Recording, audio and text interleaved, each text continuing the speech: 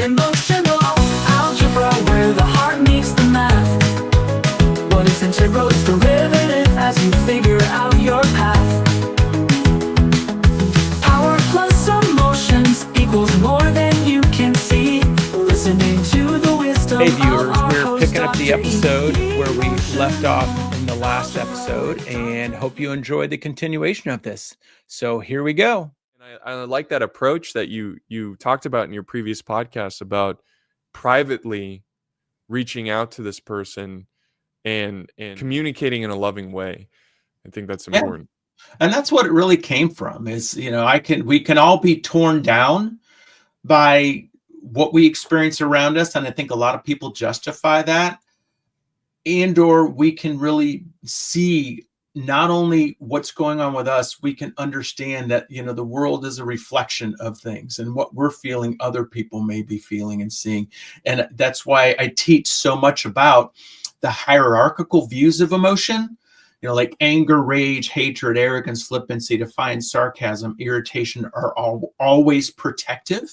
I teach about shame and its purpose of letting us know we've stopped loving ourselves. It lets us know that we've stopped loving other people in some way, and our actions that we want to. Both of those are about learning and then about atonement. And I talk about that idea of when we take the word atone and we break it and we really kind of make up to the world. Sometimes we can't go back to that person that we feel like we treated disrespectfully, or we might have feel like we wronged. We can't go back to them. So we atone by what we do moving forward, what we do in the present and in the future. And I say, when we make that action of atonement and we've learned from it, we find our at one-ment, because guilt separates us emotionally and energetically from other people. Shame separates us from aspects and parts of ourselves because we don't believe we're lovable and or worthy, and or that other people are lovable and or worthy. So in that, when we look at the deeper meaning behind those emotions and the equity-based reason, because guilt and shame are often used as weapons of control and power over. And that's what people, when they do or say things online to me, they're trying to evoke inadequacy, worthlessness, shame, embarrassment, humiliation, sadness, loss, loneliness. They want to create that sense of isolation. You're bad, you're wrong, you're weak, in those dichotomies I talk about as well. So when we really start to understand that, like you're saying, you've grown through that and understand it, then you realize, oh wait, I don't have to let this affect me. I don't have to give this power over me. And I don't have to build a thicker skin either, because the thicker skin separates me from other people. The understanding of why people are doing what they're doing lets me maintain some sense of compassion and connection for the human experience, and know that, hey, there are natural consequences in life a lot of times. Yeah. People who treat people like crap usually don't have good relationships. That's a natural consequence. They might want to blame the world and play the victim and justify, like I said, their persecution because of how people have treated them. Well, I say, when you feel like you're treating people like garbage because other people treated you like garbage, and you wonder why you don't have friends, that's not because they're assholes. That's because you might be behaving like one, and you don't want to see it. You want to continue to stay engaged in that victim role. Right. So the other thing I like about what you said is that because you grew up with that anxiety, it gave you understanding for how other people might be feeling. I often use the Zen cone, and I've used it many times because it's very apropos to so many situations. You made medicine from suffering. And that whole idea in that cone says that we're all patients in a hospital. And there aren't many doctors, and we really have to figure out how can we understand ourselves and heal ourselves from, as they say, the disease of separateness, the sickness of separateness, to find our connection with one and all. Then we become the doctor to help some of those other patients heal. And that's why I say, through this, you've let life happen for you, whereas when you were younger, It happened to you, is how you saw it. Mm-hmm. That's where, even when you commented, I had friends that thought I didn't like them because I didn't want to hang out with them. They just didn't understand what was going on inside. Why? Because you probably felt too fearful and insecure to share that feeling of anxiety. And I always say the core of anxiety is helplessness. The core of depression is hopelessness. And the longer somebody feels helpless, the more likely they are to feel hopeless. So does that fit your, your view of self and evolution? I think so. Yeah. I mean, I'm very much. I really want to make clear. I'm not a saint. I'm not. I still and that's what I liked about you were very vulnerable about when you got this message. For a moment, you were like ready to go to war, and it's understandable. And there's times where I still catch myself being. I'll have a conversation with someone and I'll walk away and I'll be like, why did I say that? Why did I say that? And I'll feel Mhm. terrible. So yeah, this is something that it's a practice almost. It's Mhm. not, you just wake up one morning and you go, oh, I see every situation perfectly and stoically. Um, but yeah, I mean, I think I do agree with the sense of, the anxiety, definitely the importance of suffering and how it helps you connect with other people, even if they're not, even if someone's suffering to an extreme level that you can't even comprehend, like maybe they're Mhm. going something, you still can take your life experience and kind of put yourself in their position. And I think that's one of the things I'm really grateful for, is I'm grateful for my anxiety. Mhm. And it's made me a better person. So yeah, I agree completely with what you said. Yeah, and I was saying, you're reminding me of all these sayings and things in this discussion. Is I say life is meant to be practiced, not to be perfect.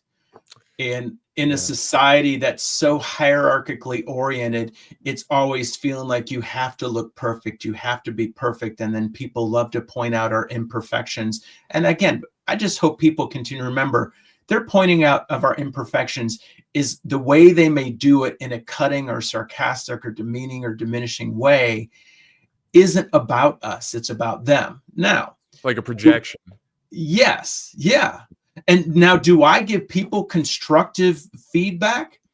Absolutely. My daughter is unfortunately, the queen of receiving that feedback. And I say, I do this because I love you. I Right. do this because I want to help refine you and the ways you're approaching things. I do this because my job is to prepare you for the rest of your life. I could easily stay quiet. I could easily watch these things happen.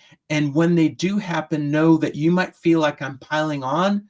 I know it feels that way. Well, I hope you'll see it when you're in that state or place of emotion, that it is in a way me trying to give you insight and awareness to that part of you that's in that emotion. Because when we shift our personas, that part that was feeling like garbage is often buried in the background because we're running like hell from that part to leave it behind. And I want to communicate and let that part of, of my daughter know, of my clients know, of anybody I interact with know, I'll love every part of you. I am present with every part of you because you are perfectly imperfect. You are here to grow and learn. And this is emotion school. And that's what I always wanted from other people. And other people struggle with that. I love my wife because she's straight with me and she can be honest with me about things that might feel difficult. And does she say everything? No. Does she tell me the things I really might need to hear? Absolutely. And that's important in a relationship to me. Oh, I think that's real love. I mean, if I had a friend that saw me do something that was bad and said nothing, or they thought that I was going down a path that was dangerous and didn't say anything, then can you really say that's love? I mean, if you see someone doing something that is dangerous and you don't say anything because you don't want to ruffle the feathers, you don't want to deal with the tension, you don't want to deal with possibly a negative feedback, I think that's the other thing. That's the, like you said, that's the challenge. I think sometimes you can become cold inside, or not even cold, but like apathetic. And that's Mhm. it. And I would assume you would, that's probably just a defense mechanism. It's like, I can't handle anything. I'm going lights off. Like, I'm just tuning out. Mhm. Um, and I think that's also important. And there's an art to receiving constructive criticism and also giving constructive criticism. And Right. when you do it with kindness and love, and there are times where people were completely valid about a criticism of me, and I get very defensive. And I'm like, how dare you? You don't know what I've been through. You don't know. And then a few weeks later or hours reflecting on it, it's like, they were right. Mhm. They were right. And I was just defending, I felt vulnerable. And there's time. So there's timing to me also therapeutically.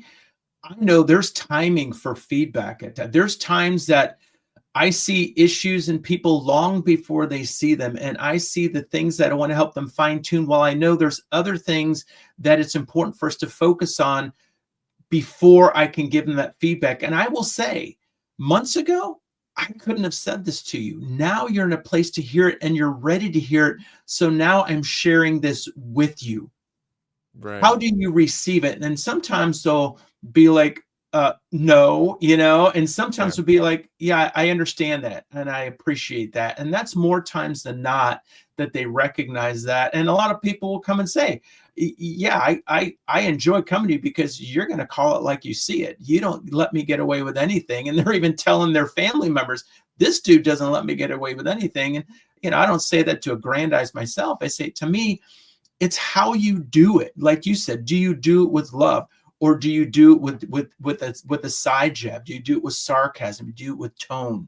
And that's how I think, we're so programmed to react versus respond, that your initial reaction is your defiance. Even, what you said, there's defiance, there's hatred. Hatred just pushes us away. Hatred comes with other defensive emotions like defiance, like anger, like rage. And even that flippancy, the apathy is often flippancy. If I don't care, then I don't feel. If I don't feel, then I don't hurt. If I don't hurt, then you can't hurt me. You can't Right. hurt me. I can't lose. If I can't lose, then I must win. So in Right. that, seeing those different emotions in that, I do have a song coming out in my AI music channel called Whatever. And it's Right. all about flippancy, and it turned out pretty good. It's in the hopper with, I've got about 20 some other songs just waiting, as I kind of put Yeah. them out to a week or so. So that's one for listeners to wait for, and hopefully they'll enjoy that. Hope you enjoy that one too when it comes out. So Yeah, I might share definitely. it on the side after our interview. I'll share that one on the side to you. So Yeah, yeah, definitely want to hear it. Your point on apathy, I completely agree with. And I'm curious. I'm sure there's a fine line between, what they say. It's like, if I'm not making fun of you, I don't like you. And where's the fine line of being friendly and joking around? I remember reading a study, and there's so many studies, you got to take them with a grain of salt. But people that are very, not pick on in a friendly way, and kind of, when you're hanging out with the guys and you're just making fun of each other, you're like 300 times more likely to tell the truth than someone who just never jokes around like that. Is there a natural, healthy uh behavior in that regard of playfulness? I I would say there is, yes. I think you have to look at what are the underlying motives. And often we only know our underlying motives. The other piece is often the language that we learn. What is our vernacular? I know that even though I try to teach people ways to use humor, I also recognize that part of me, when I want to connect to people and connect to other men, I can say some pretty biting stuff that afterwards I'm like, yeah, why did I say that? Why did that part of me say that? Because we as men often learn to connect through humor with other men. With women, we wouldn't do that. Other women may connect in different ways. I don't know if it's necessarily through through sarcasm because it's often seen as very diminishing with women. So where does that come from? The dichotomies that I see we're socialized into is men are more likely to be seen as strong. So you're going to push a guy to see how much can you take. And sarcasm says, if you see my intention, it lets you know in some ways that, yes, I want to connect with you. I love you. And if you take it the wrong way, they're going to say, what's the matter? Can't you take a joke? So are you playing the victim? And that's seen as weak. Women are more socialized to be seen as good. And that's been changing in our culture over the last 50 plus years, is how women really are now wanting to be seen on the same playing field, literally, as men. And so we want to be able to realize the difference in that socialization, the difference in the vernacular we've been taught, that a lot of times, or that the vernacular we've been taught, but a lot of times people say, well, that's just the way it is, or that's just how I am. I say, no, that is a choice. And there might be demand characteristics of situations. In other words, in certain situations, when somebody gives you negative feedback, that demand characteristic might be to react. Because what happened before that is you felt threat, you felt criticized, you felt maybe insecure, inadequate, embarrassment, shame, humiliation. That happens like that. Then without even realizing it, the reaction becomes defiance, sarcasm, anger, rage, flippancy, defiance, arrogance, all of those emotions that protect. So until we realize that we are making conscious, semi-conscious, unconscious choices, then we are doomed to repeat history. And that's why, to me, getting back to this whole idea of understanding all the variables in our emotional algebra, our known knowns, our known unknowns, our unknown unknowns, all the emotions, beliefs, and attitudes that feed those things. So that's kind of how I see those situations. Yeah, for sure. And of course, there's obviously a time and place. Like if you have a friend going through something tragic or challenge, you're not gonna like throw jabs at them. And it's usually with a friend he's in a good place and it's playful and yeah, no, I definitely like what you said there. Oh, and there are some people who'll just kick people when they're down, knowing they're down too, just to kick them a little lower. And Yeah, that's not a friend. That's not a friend. I don't care what people say. right. And I've been there where I kind of present myself as this funny, I make jabs, and then I'll catch myself maybe making a jab and thinking that was not from a place of love. I was, whether it was jealous or threatened or whatever, and you kind of have to mentally kind of check yourself and make sure you're coming from a place of love and joy. Right. So one last question for you is, so often we hear, and I think we've heard as YouTube has grown over the last, how many years, and podcasts have grown, often you hear people say, because I know I heard it, everybody is a podcast. Why do you want to do that? So I'm wondering, when you were starting out, did you hear from people, everybody is a YouTube channel, why are you starting that? Everybody's streaming games, why are you doing that? And how did you manage that when that came up? So what advice would you have for people wanting to start a YouTube channel? What advice would you have for people who have started a YouTube channel and trying to build it? And even as they grow it, what advice would you give them?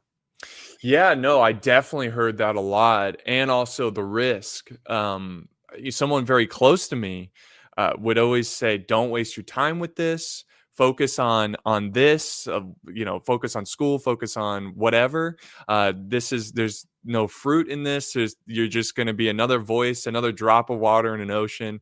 And I think my biggest advice when starting a YouTube channel or starting streaming, do something you love. And that's a common thing. Whenever I tell people I meet that I'm a YouTuber, 99% of the time they're going to say, I thought about doing a channel.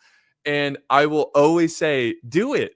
If you have a hobby, it doesn't matter. You could be, your hobby's collecting model airplanes. Make a YouTube channel about it, because you have no idea what that can lead to. And the mindset you should have is, do this for the joy of it. Do it for the fun of it.